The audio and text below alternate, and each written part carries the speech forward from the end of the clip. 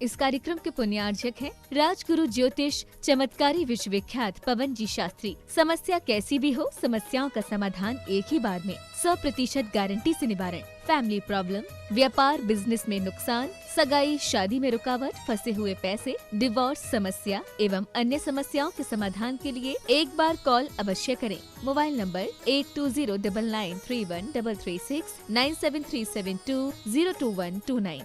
Branch Hyderabad एवं Mumbai www.rajguruastrologer.com।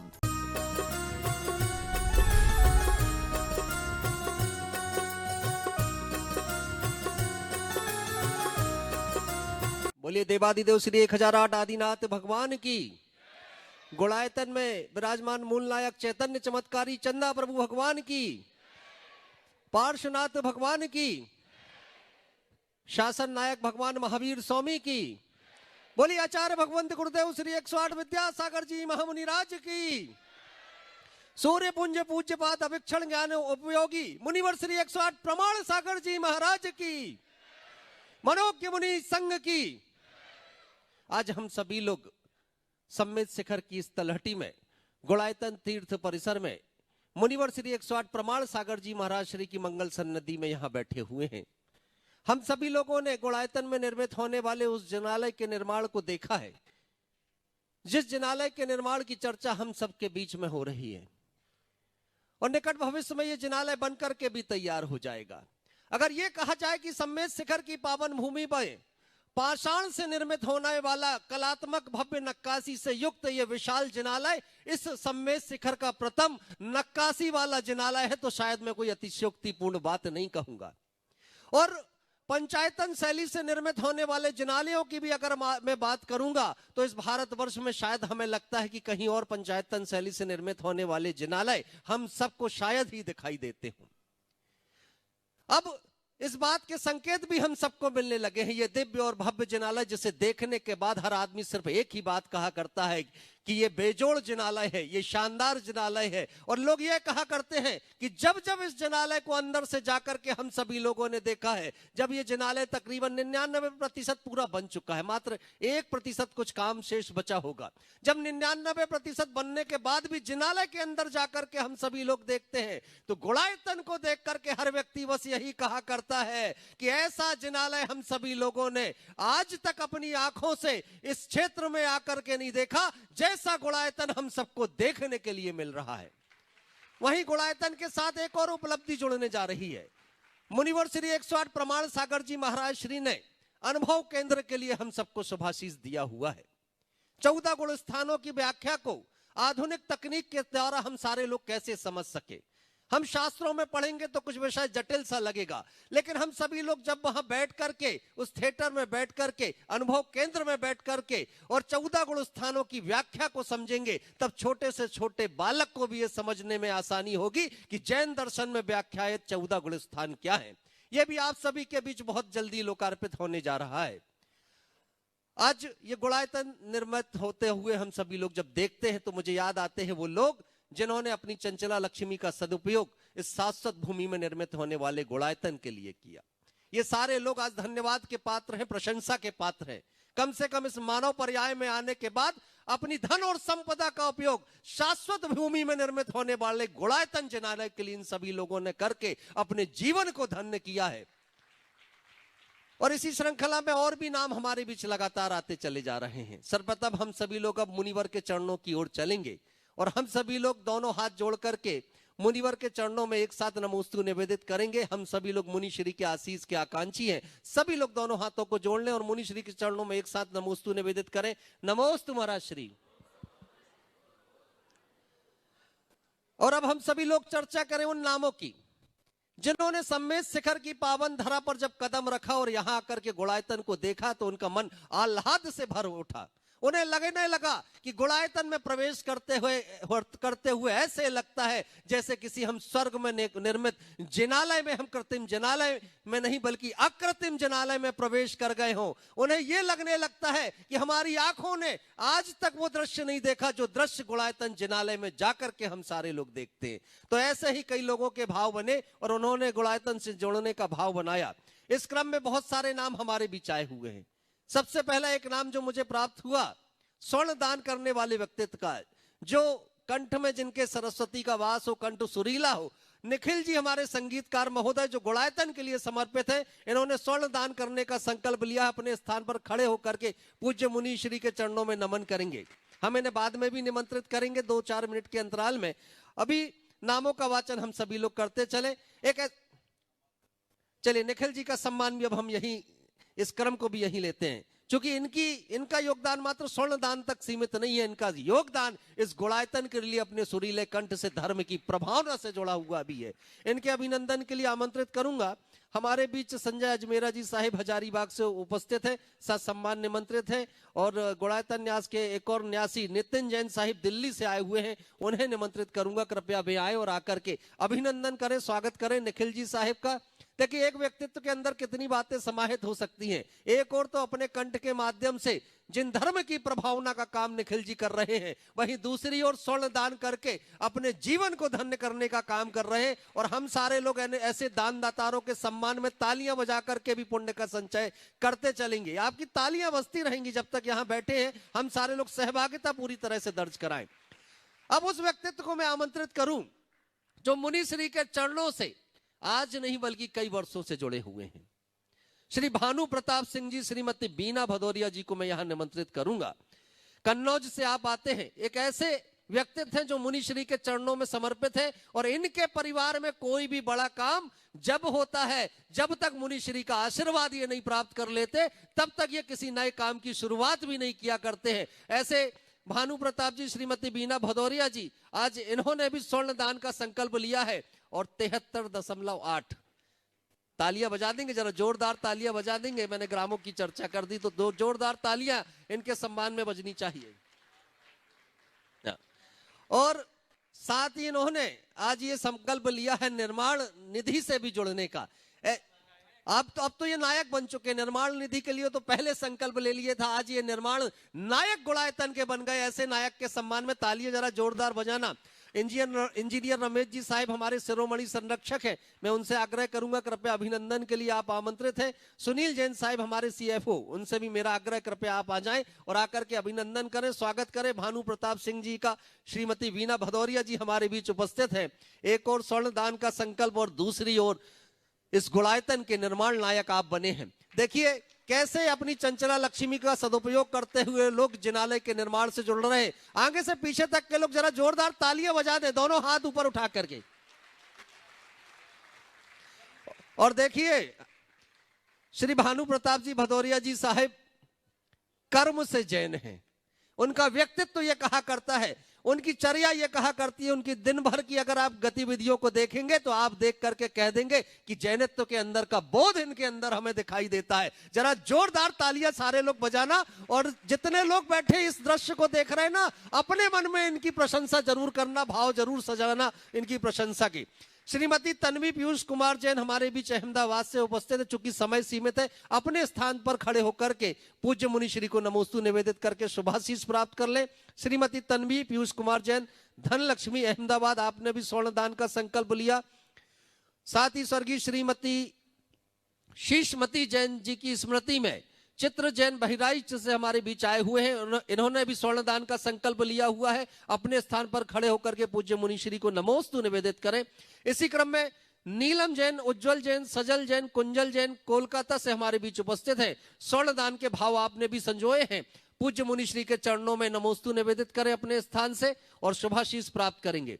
यही क्रम बढ़ते बढ़ते जब निर्माण निधि तक पहुंचता है तो 2 ऐसे सुधीजनों के नाम हमें प्राप्त होते हैं जो आज पुण्यशाली श्रावक बनने जा रहे हैं। एक नाम हमें प्राप्त हुआ सुशील कुमार जी, श्रीमती कांता जैन वेद, अक्षय नीलम जैन वेद, इंदौर में आप निवास किया करते हैं। निर्माण निधि के माध्यम से आप गुड़ायतन से जुड़ रहे हैं। अपने स्थान पर खड़े होकर के पूज्य मुनि श्री को नमोस्तु आप निवेदित करेंगे। और दूसरा एक और महत्वपूर्ण नाम ऐसे पुण्य प्रतापी श्रावक का हमें प्राप्त हुआ है जो लखनादौन में निवास करते हैं, सुधीर कुमार जी जैन साहिब। वे भी अपने स्थान पर खड़े होकर के नमोस्तु निवेदित करेंगे। देखिए ये पुण्यशाली श्रावकों की प्रशंसा में तालियां जरूर बजाना। और इसी क्रम में जो निर्माण मित्र बनकर के गुड़ायतन से जुड़े हैं, श्रीमती रानी जैन, श्री नमी जी परिवार, तनुश्री खुशी जैन, भोपाल का ये सम्मानित परिवार है। अपने स्थान पर खड़े होकर के नमोस्तु निवेदित करें। कृपया 1 मिनट के लिए आप मंच पर आ जाएं। श्रीमती रानी जैन, श्री नमी जी परिवार, तनुश्री, खुशी जैन भोपाल से हमारे बीच उपस्थित हैं। आज हम उन्हें मंच पर निमंत्रित करेंगे और उन्हें यह अवसर मिलने जा रहा है। पूज्य मुनि श्री को सर्वप्रथम आकर के नमोस्तु निवेदित करें, उनका सम्मान हम सभी लोग करेंगे। हाँ, मैं आमंत्रित करूंगा, हमारे बीच सम्मानीय श्री हरीश जी साहिब ट्रस्टी महोदय उपस्थित हैं। कृपया आ जाएं और आकर के अभिनंदन करें, स्वागत करें उनका। और अरिहंत जी कृपया आप भी आ जाएं और आकर के इस अभिनंदन में सहभागिता दर्ज कराएंगे। और एक आग्रह मेरा कि ये हाथ आपके ना बंद नहीं होने चाहिए। हाथ इसलिए मिले हैं कि किसी पुण्य प्रतापी श्रावक के नाम की चर्चा हो तो जोरदार तालियां जरूर बजाएं। एक ऐसे व्यक्तित्व को आमंत्रित करूं जो इस गुणायतन के सूत्रधार बनने जा रहे हैं। श्री जय कुमार जी, श्रीमती किरण जैन गंगवाल, अक्षय जैन गंगवाल, सुरेरा मंडा सीकर से ये सम्मानित परिवार हम सबके बीच आता है। आज उनका भी अभिनंदन हम सभी लोग करने जा रहे हैं। सम्मानित श्री कपूर जी साहेब हमारे बीच, चले जय कुमार जी साहेब जब तक हमारे बीच उपस्थित होते हैं, इस मंच के माध्यम से तालियों का अभिनंदन उन तक हम संप्रेषित कर देंगे, जोरदार तालियां। और जिस व्यक्तित्व का सर्वप्रथम हमने यहां अभिनंदन किया था, जो नायक बन चुके हैं, उनके पूर्ण नाम की मैं घोषणा कर दूं। स्वर्गीय भीम सिंह भदौरिया, स्वर्गीय श्रीमती बिमला भदौरिया, पुत्र स्वर्गीय विवेक भदौरिया, पूनम भदौरिया की स्मृति में श्री भानु प्रताप जी भदौरिया, श्रीमती बीना भदौरिया कन्नौज वाले आज निर्माण नायक बनकर के इस महत्वपूर्ण कड़ी से जुड़ने जा रहे हैं। अब हम सभी लोग शंका समाधान के सत्र में प्रवेश करेंगे। मैं पूज्य मुनिवर श्री 108 प्रमाण सागर जी महाराज श्री के चरणों में नमोस्तु निवेदित करते हुए आग्रह करूंगा कि इस सत्र को प्रारंभ करने की अनुमति हम सभी को प्रदान करें। नमोस्तु महाराज श्री। और इस सत्र को प्रारंभ करते हुए सबसे पहले एक सुखद संदेश आप सभी को दे दूं कि भारतवर्ष के मध्य में स्थित है मध्य प्रदेश, और मध्य प्रदेश के मध्य में दिखाई देता है संस्कार धानी जबलपुर। और उस जबलपुर की भूमि पर आज एक ऐसा अतिशय घटित हुआ। शासनोदय तीर्थ हनुमान ताल के नाम से विख्यात एक जिनालय, उस जिनालय में आज 1 जनवरी की तिथि में मध्यकाल से ही, जो मध्याह्न का जो समय था, उस समय से ही जितनी भी वहां जिनेंद्र भगवान की प्रतिमाएं थी, वहां स्वतः अभिषेक प्रारंभ हो गया। और एक प्रतिमा पर नहीं, जितनी वेदियां थी, सारी वेदियों की प्रत्येक प्रतिमा पर ऐसा अभिषेक हुआ जैसे कोई अदृश्य रूप से हाथों में कलश लेकर के भगवान का अभिषेक कर रहा हो। यह अतिशय हम सबको इस बात के संकेत दे रहा है कि भगवान जिनेंद्र का अभिषेक एक और तो आज गुणायतन में मुनिवर श्री प्रमाण सागर जी महाराज श्री की मंगल सन्निधि में हम सभी लोगों ने प्रातः काल किया था। हमारे दिन की अच्छी शुरुआत हुई। वही शासनोदय से संदेशा आ गया कि आप सब मानव सभ्यता के अब अच्छे दिन शुरू होने वाले हैं। भगवान जिनेंद्र का अभिषेक अपने आप हुआ। तब पूज्य मुनि श्री जी से मैं आग्रह करूंगा कि आज जो अतिशय घटित हुआ है, कृपया हम सभी को उस संदर्भ में कुछ व्याख्यायित करें। देखिए, निमित्त शास्त्र में 3 प्रकार के निमित्तों का उल्लेख है: भौम, अंतरिक्ष और दिव्य। दिव्य आकाश से जो दिव्य वाणी आदि होती है उसको दिव्य अंतरिक्ष, अतिशय भी होते, उत्पाद भी होते हैं। अंतरिक्ष की घटनाओं को देखकर जो अनुमान लगाया जाता है उसको अंतरिक्ष में कहते हैं। भौम में प्रतिमा आदि के निमित्त से जो कुछ भी घटता है उसको भौम निमित्त कहते हैं। ये अतिशय भी है और उत्पात भी है। प्राय ऐसे प्रसंगों को लोग महिमा मंडित करके अतिशय से जोड़ते हैं, लेकिन जहाँ कहीं भी ऐसे प्रसंग हो वहाँ हमें थोड़ी बारीकी से देखना चाहिए। तीर्थंकर प्रतिमा का अभिषिक्त होना सुख, शांति और समृद्धि का द्योतक है। तो तीर्थंकर प्रतिमाओं का पसीजना और लगातार 7 दिन तक पसीजते रहना 6 महीने के अंदर विधर्मियों द्वारा श्रावकों और साधुओं पर उपसर्ग का द्योतक है। अब ये हमें देखना चाहिए कहीं भी कि हो क्या रहा है, पसीज रही है या अभिषेक हो रहा है। पसीजने में एक एक बूंद आते हैं, अभिषेक में धारा। कुंडलपुर के बड़े बाबा पर 7 दिन तक लगातार अभिषेक की धारा बही थी। ये इतिहास, ये अतिशय। आज भी मुझे जो अमित ने दिखाया उस तस्वीर के हिसाब से अभिषेक के ही लक्षण दिख रहे हैं। और वर्ष के पहले दिन ऐसा घटना निश्चित सर्व समाज के सुख शांति समृद्धि और शुभोदय का द्योतक है। हमें ऐसी भावना भानी चाहिए कि सारे जगत का मंगल हो, सबका कल्याण हो, सबका क्षेम हो, सर्वत्र सुख शांति समृद्धि हो, उसे उसी से जोड़कर चलना चाहिए। और अब शंका के लिए आमंत्रित करूंगा एक ऐसे व्यक्तित्व को जिस परिवार ने मुनिवर श्री 108 प्रमाण सागर जी महाराज श्री का मध्य प्रदेश से लेकर के सम्मेद शिखर तक विहार कराया, और जो इस गुणायतन के शिरोमणि संरक्षक भी हैं, इंजीनियर रमेश जी साहिब और उनके सुपुत्र अरिहंत जी को मैं निमंत्रित करूंगा। और एक अच्छी बात यह है कि आज अरिहंत जी का जन्म दिवस भी है, और आज की जन्म की तिथि को उन्होंने मनाया तो सम्मेद शिखर में मुनिवर श्री 108 प्रमाण सागर जी महाराज श्री के सानिध्य में। और कैसे मनाया कि प्रातः काल की वेला में जब मुनि श्री के मुखारविंद से शांति धारा का वाचन हुआ, उस समय हाथों में शांति धारा के कलश लेकर के इन्होंने अपने जन्म दिवस को मनाया। एक स्तुत्य और अनुकरणीय उदाहरण है। जरा जोरदार तालियां इनके इस प्रसंग पर बजनी चाहिए। देखिए आपकी तालियां कमजोर हैं, जरा जोरदार तालियां। महाराज श्री के चरणों में त्रिबार नमोस्तु नमोस्तु नमोस्तु। महाराज श्री, आज का युवा हमारी समाज का कल का भविष्य है, पर हमारे समाज का अधिकतर युवा भटका हुआ देखने में आता है। तो महाराज श्री, आपसे मैं ये पूछना चाहता हूँ कि युवाओं को कैसे आगे बढ़ना चाहिए जिससे हमारे देश के भविष्य उज्जवल रहे और धर्म का प्रचार हो और धर्म की प्रभावना बढ़ती जाए। और महाराज श्री, एक सवाल मेरा ये भी है कि समाज में एकजुटता कैसी बनाए रखें। देखिए, ये बात सही है। युवा समाज की बहुत बड़ी शक्ति है। युवा को अगर पलट दें तो वायु बनता है, और वायु में बहुत बड़ी ताकत होती है। हवा जैसी बह जाए सब काम वैसा होता है। तो युवा को अगर सही दिशा दी जाए तो समाज के सर्वतोमुखी विकास में अपनी अहम भूमिका निभा सकता है, निभाता है। आपने कहा युवा भटका हुआ, मैं इससे पूरी तरह सहमत नहीं हूं। जब कभी भी युवाओं के भटकने की बात मेरे सामने आती तो मुझे लगता है यह एक आरोप मात्र है। युवा भटका है, बड़े कितने सुधरे हैं, हमें यह भी देखना चाहिए। हमें देखना यह है कि हम अपने युवाओं के सामने आदर्श कौन सा छोड़ रहे हैं।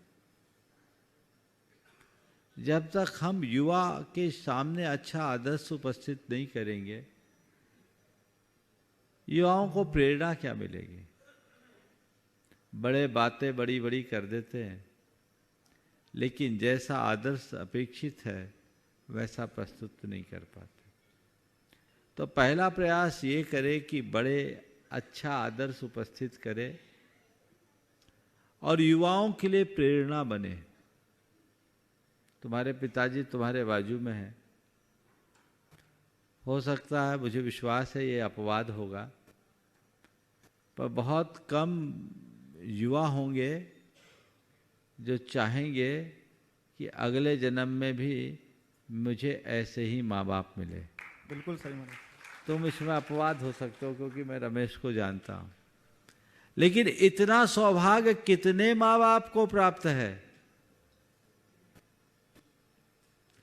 जिनके बच्चे ये कहें कि मेरे माता पिता से अच्छा कोई इंसान नहीं। ज्यादातर युवाओं से अगर पूछो तो कहेगा मेरा बाप बड़ा खड़ूस है और माँ बड़ी खचड़ी। ये जो आपने आदर्श उपस्थित किया है, कहीं न कहीं युवाओं के भटकाव का एक बड़ा कारण है। शुरुआत अपने घर से कीजिए। मेरे पास एक परिवार आया, उनके साथ उनकी बेटी थी, लंदन से एमएस करके आई। परिवार बहुत खुले विचारों का और संस्कारित था। माता पिता ने मेरे सामने जब बेटी से बात की और चर्चा में कहा कि अब तुम्हारी पढ़ाई पूरी हो गई, कैरियर भी तुमने अपना सुनिश्चित कर दिया, अब तुम्हें अपने आगे के जीवन के विषय में निर्णय लेना चाहिए और हम चाहते हैं कि तुम अगर अपना विवाह करना चाहती हो तो उसके लिए सम्मति दो, ताकि हम लोग निश्चिंत हो सके। उसने कहा पापा आपको जो काम करना है करिए, मैं आपके साथ हूं, आपके निर्णय के साथ हूं। वह उनके साथ एक सज्जन और बैठे थे। बोले बेटी तुम कैसे लड़के को ढूंढना पसंद करोगे? बोले मेरे लिए मेरे पिताजी से बड़ा और अच्छा इंसान कोई दूसरा नहीं। पापा आपसे रिक्वेस्ट है आप अपने जैसा लड़का खोज लो, मैं खुश रहूं। जो लंदन से एमएस करके आई वो लड़की भी ऐसा बोल सकती है। फिर कोई कहे कि युवा पीढ़ी में भटकाव है, कैसे माना जाए? जड़ को मजबूत कीजिए। युवाओं के अंदर एक आध्यात्मिक क्रांति होनी चाहिए। उनके अंदर ऐसा विचार, उन्हें ऐसा मार्गदर्शन देना चाहिए। ऐसे विचार और मार्गदर्शन से उनमें बड़ा बदलाव आ सकता है और यही बदलाव उनके जीवन के ठहराव का कारण बनेगा। समाज में एकजुटता तब आएगी जब हम समाज के व्यापक हितों को प्रमुखता दें, अपने व्यक्तिगत हितों को गौण करके चलना शुरू कर दें। जब हम वैयक्तिक हित या वैयक्तिक महत्वाकांक्षा को सर्वाधिक महत्व देने लगते हैं और समाज के व्यापक हितों की उपेक्षा करना शुरू कर देते हैं तो समाज में बिखराव शुरू हो जाता है। हमारी कोशिश ये होनी चाहिए कि हम समाज के हित में ही सब कुछ काम करें। नमोस्तु महाराज।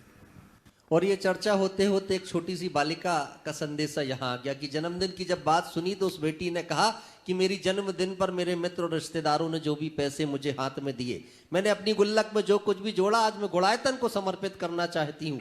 तन्वी पीयूष जैन हमारे बीच उपस्थित हैं, कृपया आ जाएं, आकर के समर्पित करें। और सुभाष जी साहिब CEO साहिब, मैं उनसे आमंत्रित करूंगा, उन्हें कृपया आकर के इस गुल्लक को स्वीकार कर लेंगे और हम सारे लोग अपनी सद्भावना इस बिटिया के लिए संप्रेषित करेंगे। देखिए नन्ही सी बालिका हमारे बीच उपस्थित हो रही है, आप सबकी सद्भावना इसके साथ होनी चाहिए। हमारे सुभाष जी साहिब आ जाएं और आकर के उस बिटिया के हाथों से उस गुल्लक को स्वीकार कर लेंगे। और अगली शंका के लिए मैं निमंत्रित करूंगा, हमारे बीच नीरज जैन साहिब दिल्ली से उपस्थित हैं जो कि न्यासी हैं गुड़ायतन के, वे अपनी शंका के लिए आ जाएंगे। और इसके बाद तैयार रहेंगे श्री कमल कुमार जी पाटनी साहिब वर्धमान से। उसी के हाथ से दिलाओ। हाँ, आपकी अनुमोदना की तालियां जोरदार बजनी चाहिए। हाँ, और ऐसी बिटिया और ऐसे परिवार का अभिनंदन और स्वागत हम सभी लोग कर रहे हैं। यहीं से प्रश्न भी कर लो। ये प्रश्न करेंगे, नीरज बाद में करेंगे। सुभाष जी साहिब के हाथों से हम इस बिटिया को सम्मानित होता हुआ देख रहे हैं और आपकी तालियां इस अभिनंदन में सहभागिता दर्ज करा रही हैं। और सर्वप्रथम इस परिवार की शंका इस मंच से होगी। नमोस्तु महाराज जी सभी चुली को मेरा इच्छा में महाराज जी। वैसे तो सामने वाला फैमिली मतलब अच्छा पर्सन है, केयरिंग पर्सन है, हर प्रकार से हेल्प लाइज करता है, लेकिन एक पल पल में गुस्सा करते हैं, पल पल में गुस्सा कर लेते, एकदम थोड़ा गुस्सा वाला स्वभाव हो, तो उस समय हमें क्या करना चाहिए? आपको गुस्सा आता है? आपके श्रीमान, देखो मैं तो आपसे ये कहूंगा, कहीं आग लगता है तो क्या करते हो? हाँ, पानी बोलो। पानी तो वो गुस्सा करे तो आप ठंडी रहो, कोशिश करो वो आग है तो आप पानी बनो। इतने बरस झेल लिया और थोड़े दिन झेल लो, ये आपके लिए सलाह है। और आपके श्रीमान से मैं कहूँगा अपने स्वभाव में बदलाव लो और भावना योग करना शुरू करो। मुझे शांत रहना है, मुझे शांत रहना है कि कमांड बार बार दोहराओ, जीवन में बदलाव होगा। ऐसा बनो कि घर से बाहर जाओ तो लोग कहे जल्दी लौट के आना। ऐसा मत बनो कि अच्छा है जितने दिन दूर उतने दिन शांति। समझ गए? चलिए। इसके बाद अपना प्रश्न लेके उपस्थित होंगे नीरज जैन साहिब दिल्ली से, गुणायतन के ट्रस्टी हैं आप, और तैयार रहेंगे श्री कमल कुमार जी पाटनी साहिब बर्धमान। मेरे गुरु भगवंतों के चरणों में सशत वंदन, कोटि कोटि अभिनंदन। भगवान आपके दर्शनों की प्यास बार बार यहाँ पर खींच लाती है। महाराज श्री कल ऐसा इमरजेंसी आई कि बेटे को इमरजेंसी उसमें सेवायतन में जाना पड़ा और वहाँ पर उनकी सेवाएं देख के मन गदगद हो गया हमारे साहब। और मैंने ये भावना भाइयों संकल्प लिया है कि जितनी राशि मैंने गुणायतन में ट्रस्टी में दी है उतनी ही राशि मैं 11 लाख रुपए की राशि में सेवायतन में दूंगा। बहुत सुंदर। और महाराज श्री मेरा प्रश्न ये है कि महाराज श्री एक बार भगवान महावीर गौतम बुद्ध के साथ विहार कर रहे थे, तो हुआ है कि एक खेत में होकर जाना पड़ा उनको, और एक किसान वहाँ पर उनको जो है देखते ही कि मेरे खेत में आ गए, बड़े अपशब्दों से उनसे बात की। फिर गौतम गंधर जब भगवान महावीर जाके अपने बैठे तो उनसे कहा महाराज श्री कि भगवान ये कैसे मतलब अपशब्दों में आपको बोले। कहने लगे कोई बात नहीं, मैं कल इसी खेत से दोबारा जाऊँगा, तुम देखना कल इसका व्यवहार क्या होगा। महाराज श्री अगले दिन भगवान महावीर उसी खेत से होके निकले और उसने क्षमा याचना की उसी किसान ने कि महाराज श्री भगवान मेरे से बड़ी गलती हो गई, मुझे क्षमा करें। महाराज श्री मैं ये जानना चाह रहा हूँ कि कर्म सबको खेल खिलाते हैं, साधारण पुरुष को क्या तीर्थंकरों को भी नहीं छोड़ा, कर्म सबको खेल खिलाते हैं, कर्मों को खेल खिलाने का क्या तरीका है? बहुत अच्छा सवाल। देखिए बहुत अच्छी बात आपने अभी सेवायतन की कही। सेवायतन के विषय में आप सबकी जानकारी के लिए मैं ज़रूर बताना चाहूँगा कि श्री सेवायतन यहाँ 1 जनवरी 2007 से निरंतर यहाँ के ग्रामीण जनों की सेवा का उपक्रम चला रहा है। आज उसको पूरे 16 वर्ष, पूरे 17 वर्ष पूरे हो गए और आज ये निरंतर चल रहा है। और यहाँ के मधुबन के इर्द गिर्द बसे 14 गाँवों के सर्वतोमुखी विकास के उपक्रम से सेवायतन की शुरुआत हुई और आज वहाँ एक आरोग्य केंद्र, संपूर्ण चिकित्सालय जो 10 बेड का डे हॉस्पिटल है संचालित हो रहा है, जिसमें 4 चिकित्सक हैं, लैब टेक्नीशियन है, पैथोलॉजी है, एम्बुलेंस है, सारी सुविधाएं हर पेशेंट के लिए उपलब्ध है। उसमें यहाँ स्थानीय लोग भी आते हैं और यात्रीगण भी आते हैं, त्यागी व्रती भी होते हैं और कोई रजिस्ट्रेशन चार्ज नहीं। आपने तो देखा ही होगा कल। जी महाराज। कोई रजिस्ट्रेशन काउंटर ही नहीं है। सारी चिकित्सा, सारी औषधि, सारी जांचें पूर्णतः निःशुल्क और चिकित्सा भी इतने उत्तम। उसमें डॉक्टर बुद्रुक दंपति, डॉक्टर सुभाष बुद्रुक और उनकी धर्मपत्नी डॉक्टर विजया बुद्रुक, ये 2 मुख्य चिकित्सक हैं जो अवैतनिक ऑनरेडी अपनी सेवा पिछले 8 वर्षों से दे रहे हैं और उनके हाथ में ऐसा जस है कि कोई भी पेशेंट रोता हुआ आता है, हंसता हुआ जाता है। समेत शिखर जी का एकमात्र ऐसा चिकित्सा का संस्थान है जहां सारी सुविधाएं जो यहाँ जैसे रिमोट एरिया में ज़रूरी है उपलब्ध है। आप जितने यात्रीगण हैं वे जब कभी भी ऐसी कोई समस्या आए तो आप ज़रूर सेवायतन का लाभ लें और सेवायतन से जुड़े। आज आपने जो सेवायतन के लिए अपना उद्गार प्रकट किया, भाव प्रकट किया, निश्चित ये आपका अभिनंदनीय कार्य है और आपको उसका अभिनंदन भी करना चाहिए। बहुत अच्छा कार्य है, करते रहे। और मैं सभी से कहूँगा सेवायतन के लिए जो भी आपको अच्छा बन पड़े जरूर दें ताकि पीड़ित मानवता की सेवा हो सके। प्रतिदिन 100 से 150 की ओपीडी वहाँ होती, सारी चिकित्सा होती है। आप तो ग्रुप से जुड़े हुए हैं तो आपके पास इसका डेली मैसेज भी पहुंचता ही होगा। तो ये चीज़, ये अवेयरनेस लोगों के बीच होनी चाहिए। ये आज से नहीं, 8 वर्षों से निरंतर चिकित्सा का क्रम चल रहा है। इसके अतिरिक्त आसपास के गांवों में शिक्षा के क्षेत्र में भी और स्थानीय लोगों की शिक्षा के क्षेत्र में भी सेवायतन के माध्यम से बहुत उत्तम उपक्रम चल रहे हैं। ये गुणायतन का ही एक प्रकल्प है सेवायतन, जो इस तरह के जनहितकारी कार्य कर रहा है। इसकी जानकारी आप लोगों को होना चाहिए और यहाँ उपस्थित लोगों से भी मैं चाहूँगा कि एक बार सेवायतन का अवलोकन जरूर करें, जो यहीं पास में ही है। अब आपका सवाल है, कर्म महापुरुषों को भी खेल खिलाता है, हम कर्म को खेल कैसे खिलाएं? देखिए, कर्म को खेल खिलाने का बड़ा सरल रास्ता है। कर्म के अनुकूल वातावरण से अपने आप को दूर रखो। जब कर्म के अनुकूल वातावरण मिल जाता है तो कर्म बलवान हो जाता है, और जब हम कर्म के प्रतिकूल वातावरण में रहते तो कर्म कमजोर हो जाता है। शास्त्रीय शब्दों में यदि मैं कहूँ तो ये कह सकता हूँ कि कर्म के साथ एक शब्द होता है नोकर्म। नोकर्म अगर कर्म के अनुकूल होता है तो कर्म भारी होता है, और नोकर्म यदि आत्मा के अनुकूल होता है तो कर्म कमजोर बन जाता है।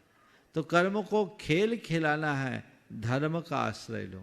जी महाराज। धर्म का आश्रय लेते ही कर्म के अनुकूल वातावरण नहीं रहता, कर्म कमजोर पड़ जाता है, और जब कर्म कमजोर पड़ता है तभी उस पर आघात किया जा सकता है। तो कर्म को खेल खिलाना है, धर्म का आश्रय लो, और सबसे बड़ा धर्म है समता। जी महाराज। सुख में दुख में, संयोग में वियोग में, हानि में लाभ में, जय में पराजय में, मान में अपमान में समता धारो। देखो कर्म का खेल खत्म होगा। और आप देखो, महापुरुषों ने के सामने कर्म ने अपना खेल दिखाया, पर अंत में क्या हुआ? कर्म का खेल खत्म हुआ। महापुरुष आज भी महापुरुष के रूप में आदरित है। तो कर्म का खेल खत्म करने के लिए हमें इस खेल को समझना है और अपनी दिशा को बदलना है। महाराज साहब, एक समाज को संदेश देना चाहता हूँ मैं ट्रस्टी होने के नाते। महाराज श्री, मैं कहना चाहता हूँ कि गुनायतन में कंजूसी ना करें दान देने में, ट्रस्टी बनने में। मैं अनुभव से बताता हूँ, जितना मैंने 28 साल में नहीं कमाया उतना 3 साल में उतना पैसा कमा लिया है गुनायतन से, मैं ट्रस्टी होने के बाद। तो किसी तरह की कंजूसी ना करें गुनायतन में आप दान देने में। महाराज साहब बहुत धन्यवाद। मैं नीरज जी साहिब को यहाँ आमंत्रित करना चाहूंगा, कृपया मंच पर ऊपर आ जाएं। आप गुणायतन से जुड़े और आप ट्रस्टी बने, न्यासी बने। आज सेवायतन को और करीब से जाकर के जब इन्होंने देखा और देख करके ये स्वयं भी आनंदित हुए, और उस सेवा कार्य को देखने के बाद इनके मन में संकल्प जागा, और अब आज ये सेवायतन से भी जुड़ने जा रहे हैं। वहां के भी आप ट्रस्टी, संरक्षक पद को स्वीकार करने जा रहे हैं। एक बार जोरदार तालियां इनके अभिनंदन के लिए। मैं इंजीनियर रमेश जी साहिब से निवेदन करूंगा, और सुभाष जी साहिब हमारे बीच सीईओ गुणायतन उपस्थित हैं, उनसे आग्रह करूंगा कृपया आए और आकर के स्वागत करें, अभिनंदन करें नीरज जी साहिब का। देखिए, जितने उदारमना व्यक्तित्व इस मंच पर आते हैं ना, उन्हें देखने के बाद अगर आपका मन भी हर्षित होता है, प्रफुल्लित होता है, तो एक ना एक दिन आपको भी अवसर मिलता है ऐसे ही न्यास से जुड़ने का। तो जरा जोरदार तालियां बजा करके इन दानदाताओं का अभिनंदन और स्वागत करें।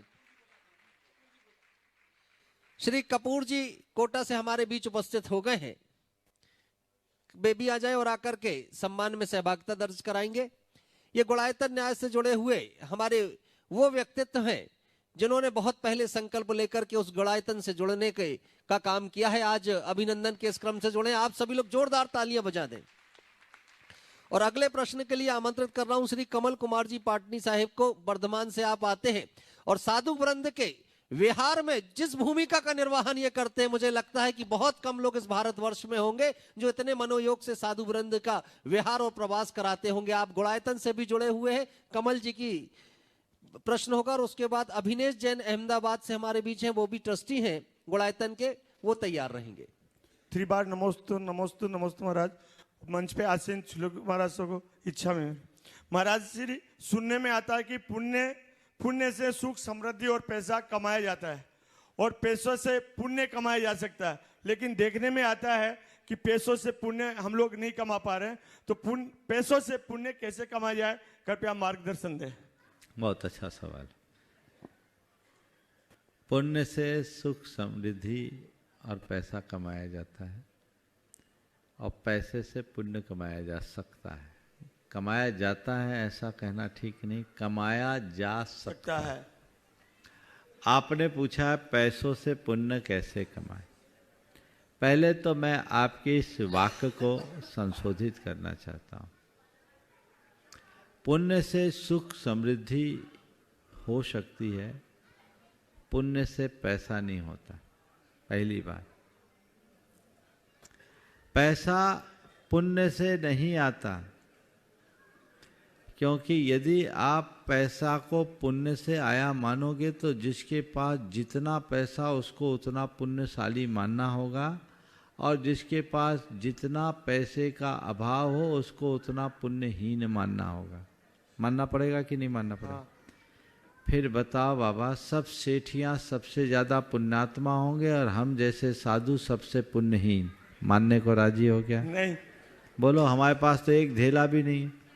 तो पैसे को पुण्य का आधार किस बल पर मानोगे? महाराज आपने तो उलझन में डाल दिया। उल्टा हो गया। और उदाहरण भी ऐसा दिया कि हम कुछ बोल ही नहीं सकते। हमारे पास पैसा नहीं है, पुण्य है कि नहीं है? तो तुमने ये क्यों नियम बनाया कि पैसा पुण्य से आता है? पैसा पुण्य से नहीं आता। पुण्य केवल अनुकूल संयोग देता है, और अनुकूल संयोगों में जब पाप करते हो तब पैसा आता है। समझ गए? पुण्य तुम्हारे पास था, पुण्य हमारे पास भी है। तुमने अपने पुण्य का उपयोग अपने व्यवसाय में किया सो पैसा कमा रहे हो, और हमने अपने पुण्य का उपयोग परमार्थ में किया जो आत्मा को मोक्ष मार्ग में लगा रहे। यदि मैं तुम्हारी तरह लगता तो हो सकता किसी कंपनी का डायरेक्टर होता, पर हुआ क्या? पुण्य के उदय में आपने पाप किया। दुकान में बैठ के क्या करते हो? फैक्ट्री में बैठ के क्या करते हो दिन भर? लॉस प्रॉफिट का हिसाब लगता है। लॉस प्रॉफिट वो पाप है कि पुण्य है? बता दो। पाप है सर। तो जो तुम पैसा कमाए वो पाप से कमाए कि पुण्य से? पाप से भी हो सकता है। तो फिर ये क्यों बोलते हो कि पैसा पुण्य से आता? बात क्लियर कर लेना, थोड़ा जल्दी हजम नहीं होगी लेकिन करा दूंगा। पैसा पाप से आता है और पैसा खुद पाप है। बोलो, 5 पापों में परिग्रह पाप है कि नहीं है? पैसा परिग्रह है कि नहीं है? तो पैसा पाप से उत्पन्न है कि नहीं है? लेकिन जीवन को तो सुनो, वो बात की बात नहीं, बात की बात दूर की है। पैसा पाप से उत्पन्न होता है कि नहीं? हाँ, होता है। पैसा पाप है कि नहीं है। तो पैसा पाप है, ये दिमाग में बिठाओ। जितना पैसा उतना पाप, ये बात है बिल्कुल साफ। इसको जेहन में बिठाल दो, परिग्रह को पाप समझो। समझ गए? अब इस पाप को पुण्य में बदलने की टेक्नोलॉजी मेरे पास है। बता दूं? बताइए। पैसे से पुण्य कैसे करें? तुम्हारे जेब में रुपया है, ये क्या है? पाप। परिग्रह है, पाप है। परिग्रह। जेब में रुपया है, परिग्रह है, पाप है। इस रुपये को निकाल कर तुमने मंदिर के गुल्लक में डाला, क्या किया? पुण्य हुआ। क्या किया? दान। दान क्या हुआ? पुण्य। तो क्या हुआ? यही पैसा जब तक जेब में था पाप, गुल्लक में डाला बन गया पुण्य। पाप को पुण्य में परिवर्तित करने की ये टेक्निक पसंद आई कि नहीं? हाँ। तो जोर से बजाओ थोड़ा। पाप पुण्य में परिवर्तित हो गया, तुरंत हुआ ना? हाँ, हो गया। तो पैसे से पुण्य कमाने का रास्ता यही है कि अपने पैसे को अच्छे कार्य में नियोजित करो। ध्यान रखो, एक वाक्य कहता हूं, पाप करके पैसा कमाते हो, पैसा कमा के पाप मत करो।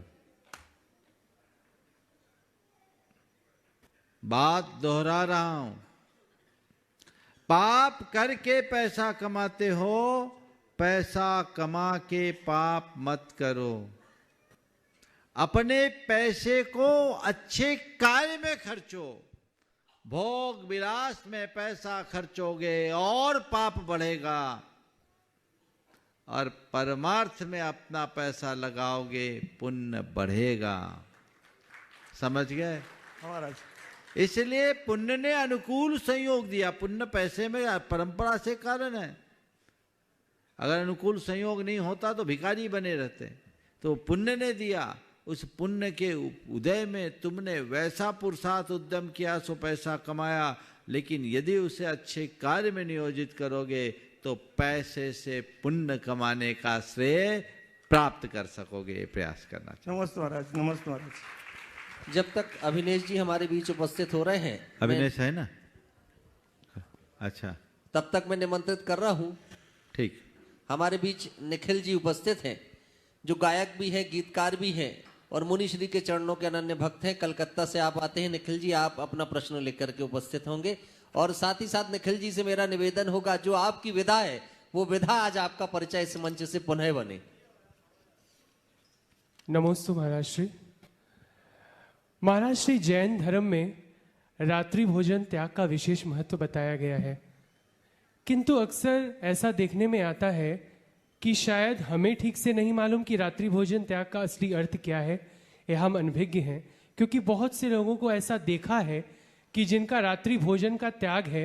भोजन का अर्थ होता है कोई भी उचित भोज्य पदार्थ जो हमारे पेट की अग्नि को शांत करे। तो ये चाहे अनाज हो, फल हो, दूध हो, कुछ भी हो, लेकिन उनका रात्रि भोजन त्याग होने के बाद भी अनाज के अलावा दूध, फल, सब्जी, मेवा सब कुछ चलता है। तो क्या वो उनको किसी दोष का बंध होता है या ये सही है? देखो, तुमने तो बहुत सजा के बोला। एक बार एक बच्चे ने मुझसे कहा, महाराज रात में रोटी खाने में पाप लगता है, कलाकंद खाने में पाप नहीं लगता। क्योंकि ऐसा ही बच्चे देखते हैं। ऐसा नहीं होना चाहिए। मैं अपनी बात बोलता हूं। गुरुदेव के संपर्क में आने के पहले मैं रात्रि भोजन से परहेज नहीं करता था।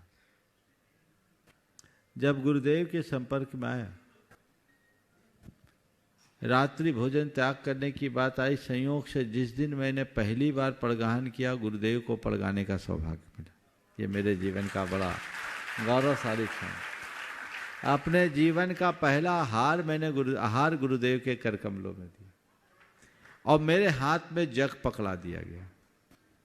जग पकड़ाया गया, मुझसे बोला गया शुद्धि। उस समय मेरी दशा ये थी, जब मुझसे कहा शुद्धि बोलो तो मैं कहा शुद्धि शुद्धि।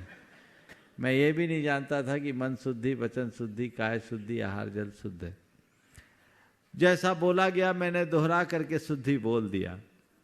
उसके बाद मुझसे कहा कि रात्रि भोजन का त्याग कर दो, कुछ दिन का रात्रि भोजन का त्याग कर दो। मैं गुरुदेव से अभिभूत था।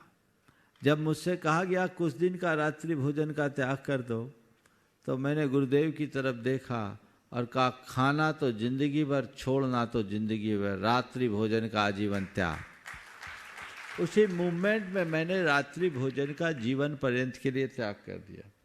अब रात्रि भोजन तो त्याग दिया, लेकिन रात में फलाहार सबका चलता है, तो सब खाते थे। मैं देखता गुरुदेव का जहाँ आहार होता, दुर्ग की बात है, शाम के टाइम में भजन के लिए सारी मंडली जाती और वहाँ सबको फलाहार में पेड़े वगैरह बहुत सारी चीज़ें मिलती। मैं भी 1-2 दिन लिया, लेकिन एक दिन मेरे से रहा नहीं गया। मैंने गुरुदेव से पूछा कि गुरुदेव, रात में भोजन त्यागने वाले को क्या ये पेड़े वगैरह खाना चाहिए? तो गुरुदेव ने कहा, अगर रात्रि भोजन छोड़ा है तो भोजन की आसक्ति भी छूटनी चाहिए। भोजन छोड़कर माल खा रहे हो तो आसक्ति कहाँ गई?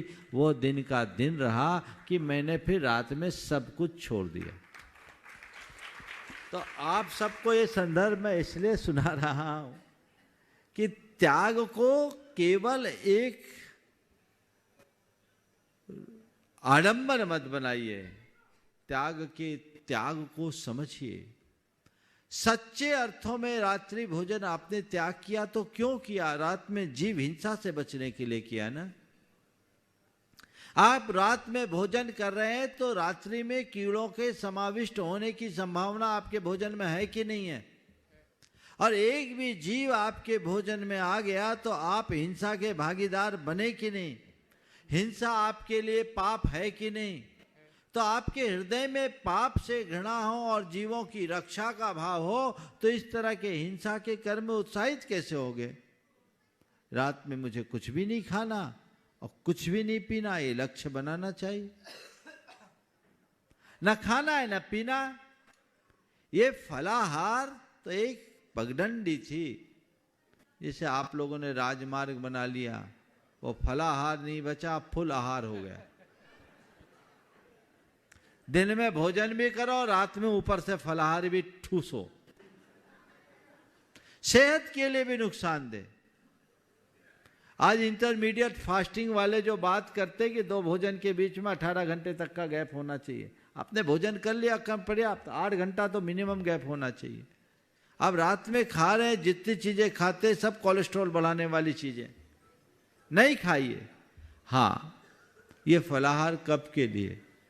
पूरा दिन बीत गया, कुछ नहीं खा पाए, चलो भाई 2 केले खा लो, 1 सेव खा लो, 1 गिलास दूध पी लो और अपना काम चला लो। ये है फलाहार। आप सबसे मैं कहना चाहता हूं, रात्रि भोजन को आप सही तरीके से त्यागिए, ज्यादा स्वस्थ रहेंगे। आपने अक्षय कुमार की वो क्लिप देखी होगी, सुपरस्टार अक्षय कुमार, जिन्होंने, जो जन्मना जैन नहीं है, उन्होंने अपने विज्ञप्ति में कहा कि मैं रात में पानी भी नहीं पीता, शाम 6:30 बजे के बाद कुछ न खाता हूं न पीता हूं। और उन्होंने एक बहुत अच्छा तर्क दिया कि रात में जब हम खाने के बाद सो रहे होते हैं, जब सो रहे होते हैं तो पूरे शरीर को तो रेस्ट मिलता है, पेट को रेस्ट नहीं मिलता, क्योंकि खा के सोए तो पेट को अपना काम करना पड़ता पचाने का। ये हमारे लिए अनहेल्दी है। इसलिए हमें चाहिए कि हम पूरे शरीर को रेस्ट दे, आराम दे, तो हम रात में कुछ भी ना खाएं, कुछ भी ना पिए। तो आसक्ति से बचना चाहिए। पहली कोशिश कीजिए कि रात में 4 प्रकार के आहार का त्याग करें। यदि यह आपसे नहीं सदता तो पानी छोड़कर बाकी चीज़ों का त्याग करें। वो भी नहीं है तो दवाई छोड़ करके हम बाकी चीज़ों का त्याग करें।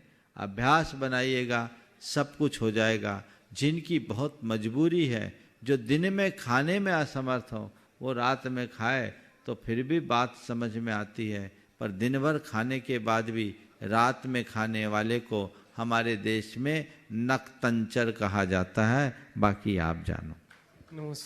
निखिल जी से मैं आग्रह करूंगा कि आपकी जो विधा है, वो विधा आज इस मंच से पुनः आपका परिचय बने। आमंत्रित यहाँ मंच के ऊपर से आ जाए यहाँ पर कृपया। थोड़ी देर बाद 1-2 सवाल इसके बाद करा लेते हैं। सवाल मैं आमंत्रित करूंगा, हमारे बीच उपस्थित हैं राजन जी, प्रिया जी, दिशा जी रामगढ़ से। वे अपना प्रश्न लेकर के उपस्थित हैं और इसके बाद तैयार रहे श्रीमती रेखा सुनील जैन साहिब, CFO गुड़ायतन। नमोस्तु महाराष्ट्री, नमोस्तु महाराष्ट्री, नमोस्तु महाराष्ट्री। महाराष्ट्री, ये प्रश्न मेरे पापा का है। तो उनका ये प्रश्न था कि आज 1 जनवरी है, तो एग्जैक्टली क्या रीज़न है 1 जनवरी बनाने का, जब 1 अप्रैल को फाइनेंशियल ईयर बनाते हैं और मतलब अपने हिसाब से कैलेंडर अलग है, तो फिर 1 जनवरी की इतनी मान्यता क्यों है? ये सब ग्लोबल कैलेंडर हो गया, इसलिए लोग 1 जनवरी शुरू कर दिए। अब ये व्यवहार काल है, जैसे मानना है मानो, लेकिन कुछ अच्छा करने का लक्ष्य हो तो बात अलग है। ऐसे मनाने का कोई औचित्य नहीं। हमारे यहाँ संवत्सर या तो दीपावली है या विक्रम संवत है, उसी दिन मनाना चाहिए। इस प्रश्न के बीच में हम 1 मिनट का भी ब्रेक ले रहे हैं और इस अंतराल का उपयोग हम करेंगे निखिल जी को आमंत्रित करके। निखिल जी आप आ जाएं कृपया मंच पर। देखिए, भारतवर्ष के एक प्रख्यात गायक गीतकार जो संत चरणों में समर्पित रहा करते हैं और जब कंठ से ध्वनि निकलती है तो संत प्रेम से ओतप्रोत गीतों की निकला करती है। ऐसे गायक और गीतकार को जब मंच पर निमंत्रित करें तो आपकी तालियों का अभिनंदन जोरदार होना चाहिए।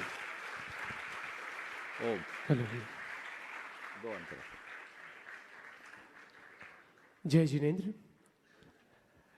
जैसा कि अभी कुछ देर पहले ही एक भैया ने बताया कि कैसे जब उन्होंने सेवायतन में दान दिया तो जितना उन्होंने 28 वर्ष में नहीं कमाया था उतना 3 वर्ष में कमाया।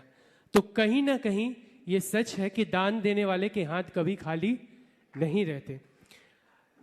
तो इसलिए कुछ लाइनें मैंने लिखी हैं और मेरा ये आह्वान है कि जितने भी लोग हैं यहाँ और जितने लोग आज टीवी के माध्यम से देख रहे हैं, छोटा हो या बड़ा, दान जरूर दें और इस अमर कृत्य में अपना नाम जरूर लिखाएं।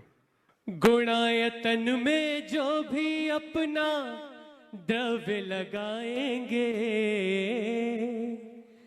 गुणायतन में जो भी अपना द्रव्य लगाएंगे,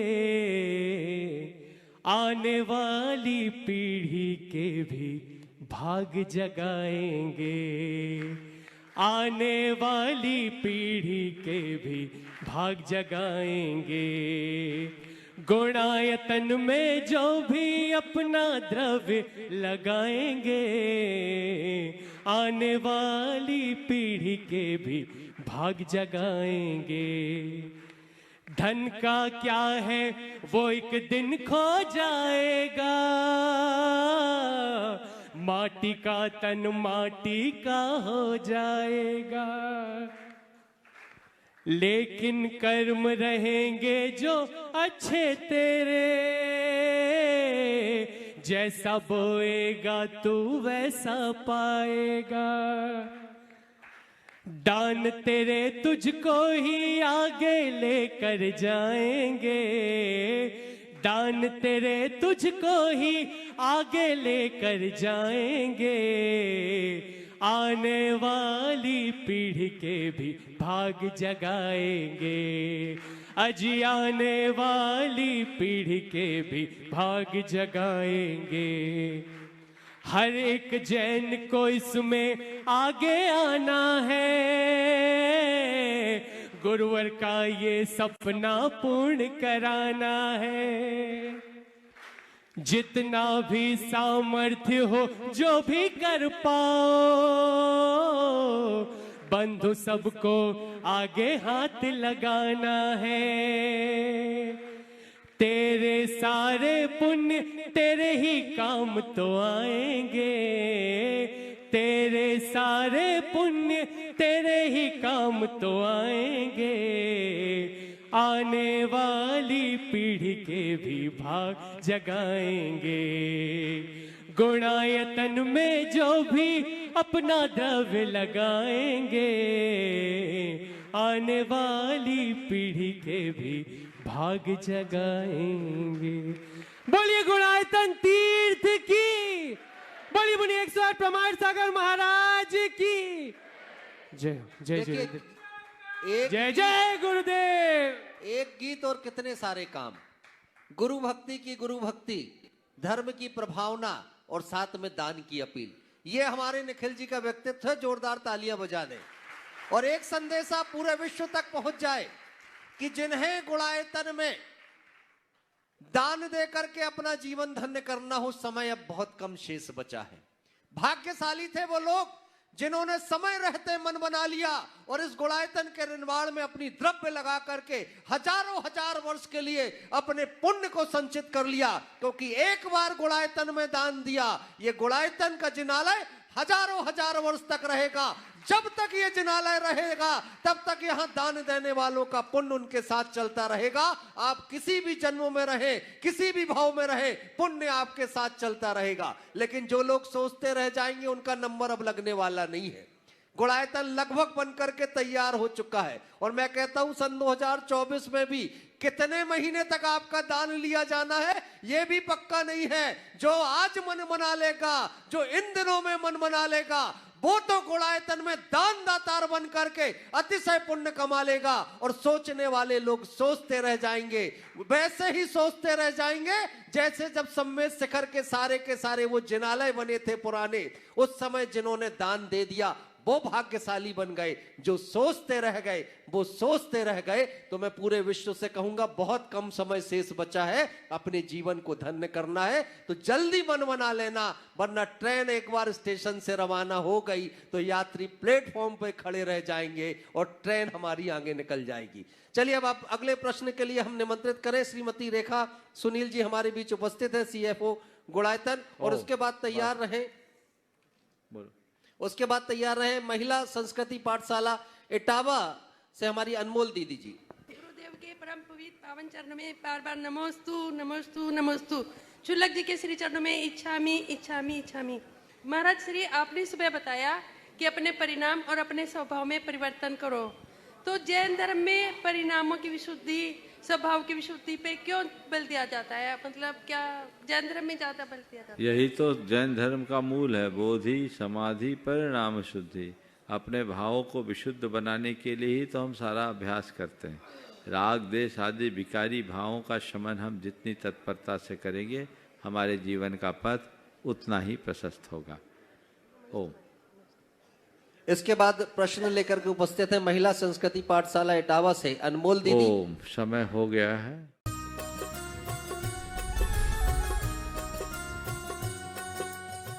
इस कार्यक्रम के पुण्यार्चक थे राजगुरु ज्योतिष चमत्कारी विश्वविख्यात पवन जी शास्त्री। समस्या कैसी भी हो, समस्याओं का समाधान एक ही बार में, 100% गारंटी से निवारण। फैमिली प्रॉब्लम, व्यापार बिजनेस में नुकसान, सगाई शादी में रुकावट, फंसे हुए पैसे, डिवोर्स समस्या एवं अन्य समस्याओं के समाधान के लिए एक बार कॉल अवश्य करें। Mobile number 8209931336 9737202129।